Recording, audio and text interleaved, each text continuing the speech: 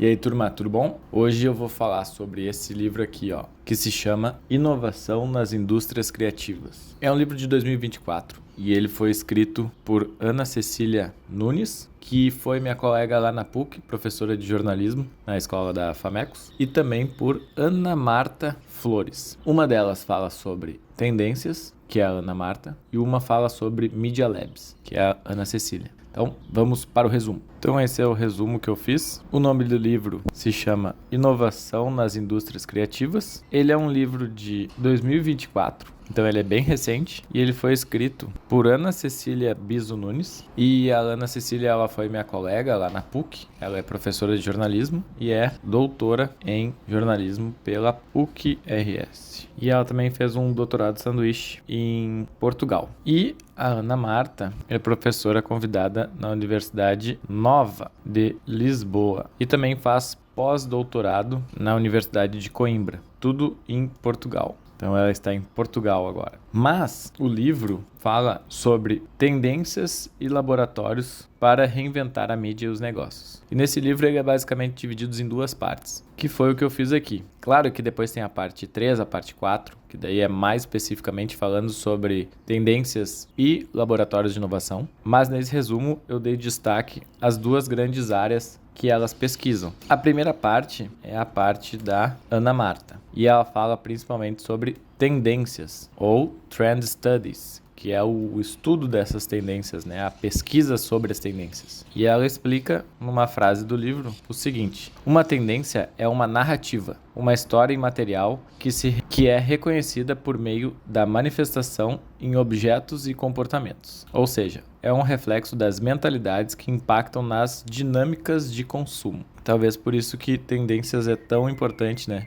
Para a gente poder entender os movimentos futuros da sociedade. E no livro, ela traz esse conceito que é o Zeitgeist, que é um termo em alemão que significa, em uma tradução, espírito do tempo. O que seria esse espírito do tempo, então? Zeitgeist é a forma com que aquela geração, aquele contexto, aquelas pessoas pensam e fazem seus comportamentos naquela situação. Por exemplo, meus pais, nossos avós, né? Cada um teve uma geração diferente e o espírito daquele tempo moldava os comportamentos e o consumo. Vou trazer um exemplo simples aqui. Mas nossos avós, por exemplo, nunca frequentavam academia, porque não existia academia na época. O que os nossos pais faziam era atividade ao ar livre, bicicleta, corrida, mas o ato de ir numa musculação e fazer reforço muscular era muito raro. Não existia tantas academias como existe hoje. E se pensar no contexto atual, hoje existem muito mais academias de CrossFit ou até de Pilates do que academia que fazem apenas reforço muscular, né? Como as academias que eram da década de 90 ou de 2000. E se a gente pensar nesses movimentos de atividade física, a gente pode ver, né, o boom, por exemplo, do beach tênis, que é uma atividade que não se fazia antigamente e que agora é muito frequentada. E isso faz com que toda a dinâmica de consumo também influencie, né? Na compra das bolinhas, das raquetes, dos espaços, dos ambientes, da frequência que as pessoas utilizam esses ambientes, esses espaços. Então, o estudo das tendências é tentar descobrir qual será o próximo passo, mas não com futurologia de imaginar um futuro, mas é um processo metodológico e dinâmico. Por isso, ela traz um gráfico que é entre a relação entre os conceitos dos estudos de tendência. Daqui eu fiz uma legenda próxima ao que tem no livro, onde tudo isso, né,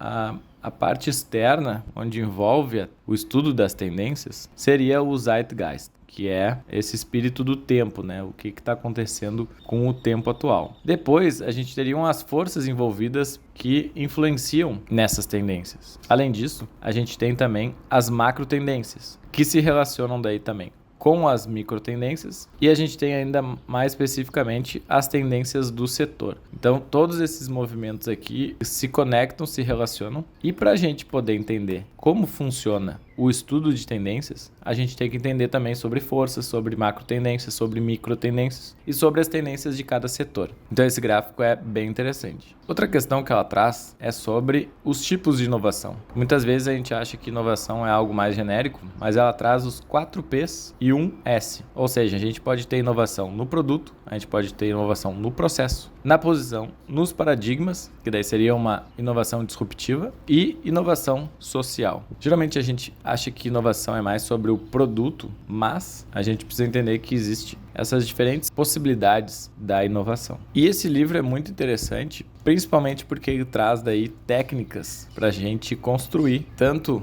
o Media Lab quanto o Trend Research Kit, que seria o estudo de tendências numa estrutura formalizada. Então, na página 68, ela traz aqui bem completo um kit que é para a gente preencher na hora da gente fazer estudos de tendência. Isso aqui eu achei muito legal, principalmente para quem é estudante, para quem está fazendo um TCC e precisa fazer lá um projeto inicial, né, da sua pesquisa.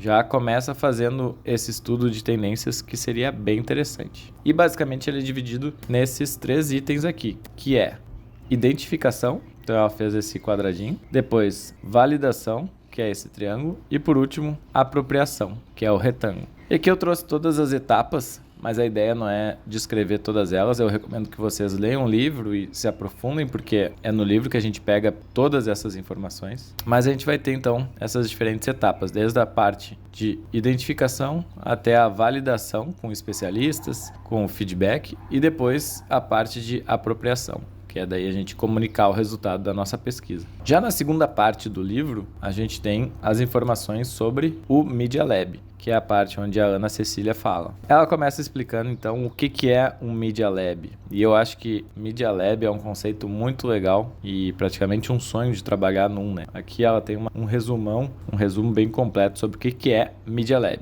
Um laboratório de inovação permite que pessoas de diferentes áreas do conhecimento tenham tempo, espaço e recursos para criar inovação de forma experimental na intersecção entre tecnologia, arte e mídia em um processo e ambiente alheio às rotinas produtivas cotidianas e com segurança para buscar o novo em um processo colaborativo guiado por pessoas. Então, para resumir esse texto grandão, mas um texto bem completo, como ela disse, a gente tem aqui esse gráfico onde tem as pessoas no centro. Então, pessoas e conhecimento são o que moldam e gerem o Media Lab. E a gente tem a relação entre o pensamento inovador, os processos, os resultados de inovação e o impacto que esses resultados geram na sociedade. Então, esse movimento aqui é o que a gente tem como definição de Media Lab ou de laboratórios de inovação. Além dela explicar sobre diferentes Media Labs e entrevistar diferentes Media Labs no mundo inteiro, ela traz o que eu acho que é mais valioso do livro, esse Media Lab Canvas. Esse Media Lab Canvas aqui é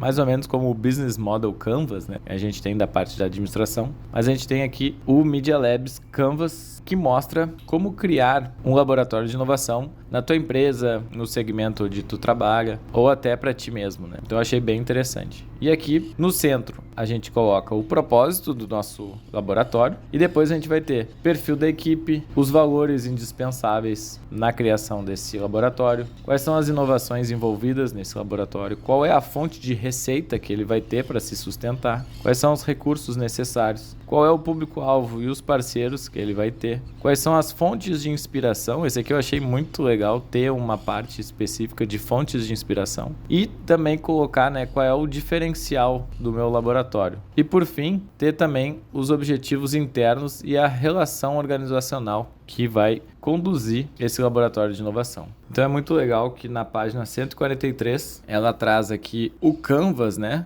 Que é para a gente poder preencher e construir o nosso próprio modelo de Media Lab dentro da área que a gente atua. E mais interessante ainda é que depois, na parte 3 e na parte 4, elas fazem entrevistas com pesquisadores profissionais que já trabalharam em Media Labs e trabalham até hoje em diferentes partes do mundo, como o Media Lab do MIT, Media Lab da Globo. Então, empresas públicas e privadas em diferentes segmentos, elas trouxeram nesse livro. E eu acho que essa é a parte mais legal do livro, né?